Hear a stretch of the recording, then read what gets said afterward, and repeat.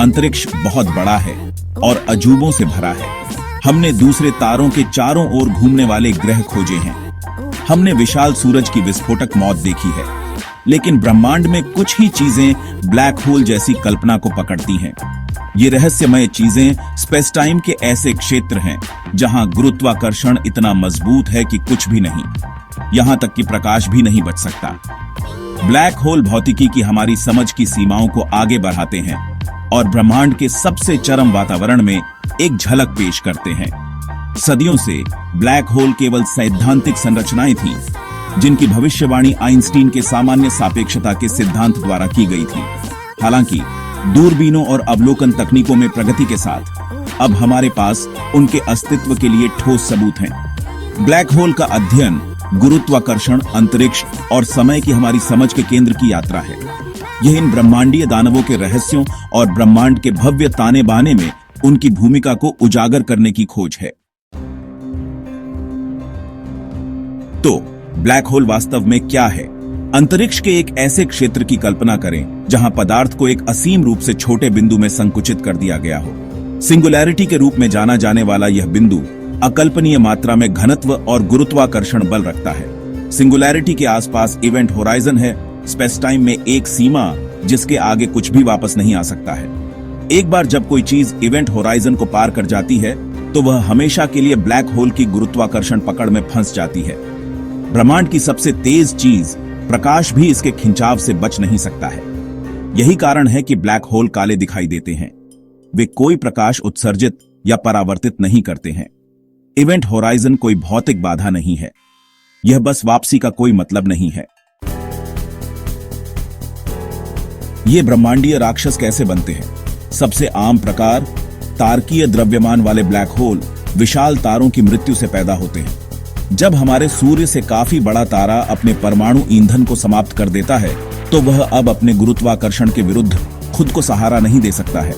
Core अपने आप गिर जाता है, जिससे एक सुपरनोवा विस्फोट होता है जो पूरी आकाश गंगाओं को मात देता है। यदि कोर का द्रव्यमान पर्याप्त रूप से अधिक है तो पतन बिना रुके जारी रहता है, जिससे एक ब्लैक होल बनता है। अन्य प्रकार के ब्लैक होल भी हैं। हमारे सूर्य के द्रव्यमान से लाखों या अरबों गुना बड़े सुपरमैसिव ब्लैक होल हमारी अपनी मिल्की वे सहित अधिकांश आकाश गंगाओं के केंद्र में रहते हैं। इन दानवों की उत्पत्ति अभी भी सक्रिय अनुसंधान का विषय है। भाग 4, अनदेखी प्रभाव। हम ब्लैक होल का निरीक्षण कैसे करते हैं? अगर ब्लैक होल अदृश्य हैं, तो हम कैसे जानते हैं कि वे मौजूद हैं? जबकि हम सीधे ब्लैक होल का निरीक्षण नहीं कर सकते हैं, हम आसपास के वातावरण पर इसके प्रभावों के माध्यम से इसकी उपस्थिति का पता लगा सकते हैं। जैसे ही पदार्थ ब्लैक होल की ओर गिरता है, यह अत्यधिक गर्म गैस की एक घूमती हुई डिस्क बनाता है, जिसे अभिवृद्ध डिस्क कहा जाता है। यह डिस्क विद्युत चुंबकीय स्पेक्ट्रम में तीव्र विकिरण उत्सर्जित करती है, जिसका हम दूरबीनों से पता लगा सकते हैं। इसके अतिरिक्त ब्लैक होल का विशाल गुरुत्वाकर्षण स्पेस टाइम के ताने बाने को ही विकृत कर देता है, जिससे गुरुत्वाकर्षण लेंसिंग नामक एक घटना होती है। यह लेंसिंग प्रभाव ब्लैक होल के पीछे दूर की वस्तुओं से प्रकाश को मोड़ देता है, जिससे विकृत छवियां या एक ही वस्तु की कई छवियां बनती हैं। भाग 5, ब्लैक होल, खगोल, भौतिकी का भविष्य। ब्लैक होल ब्रह्मांड में सबसे पेचीदा और रहस्यमय वस्तुओं में से एक है। ब्लैक होल का अध्ययन भौतिकी की हमारी समझ की सीमाओं को आगे बढ़ाता रहता है।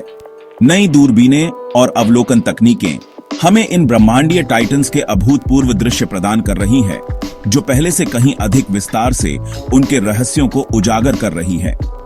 सैद्धांतिक भौतिक विज्ञानी ब्लैक होल की प्रकृति के बारे में मूलभूत प्रश्नों से जूझ रहे हैं, जैसे कि सूचना विरोधाभास और वर्म होल की संभावना।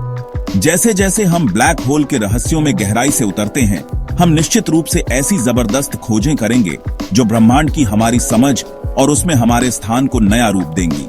इन खगोलीय पिंडों को समझने की खोज मानवता की अतृप्त जिज्ञासा और ज्ञान की हमारी अदम्य खोज का प्रमाण है।